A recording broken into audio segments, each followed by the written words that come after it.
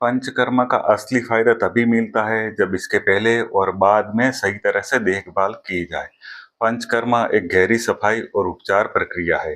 जैसे घर का पेंटिंग करने से पहले घर को साफ किया जाता है और पेंटिंग करने के बाद भी देखभाल की जाती है, वैसे ही पंचकर्मा से पहले और बाद भी देखभाल अच्छी तरह से की जाती है। पंचकर्म करने से पहले शरीर को तैयार किया जाता है, जिसे पूर्व कर्म कहते हैं।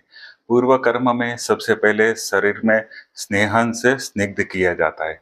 इसके लिए औषधि युक्त घी पिला के शरीर को अंदर से स्निग्ध किया जाता है और औषधि युक्त तेल से मालिश करके शरीर को बाहर से स्निग्ध किया जाता है। उसके बाद आता है स्वेदन कर्म, मतलब शरीर में स्वेदन देकर पसीना निकाला जाता है, जिससे शरीर में जमा दोष और अपशिष्ट एकदम ढीले हो जाते हैं और उसे आसानी से बाहर निकाला जा सकता है। इसके अलावा खान पान पर भी ध्यान दिया जाता है। हल्का, सुपाच्य और सादा भोजन दिया जाता है, जिससे शरीर पंचकर्मा के लिए तैयार हो जाए। अब बात करते हैं पंचकर्म के बाद क्या करना है उसकी।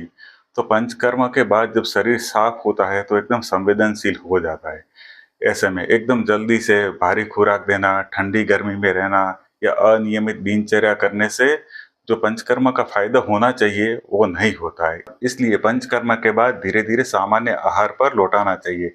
जैसे शुरुआत में हल्की खिचड़ी और सूप देना चाहिए, उसके बाद हल्का और सुपाच्य भोजन देना चाहिए, उसके बाद धीरे धीरे करके सामान्य आहार पर लाया जाता है।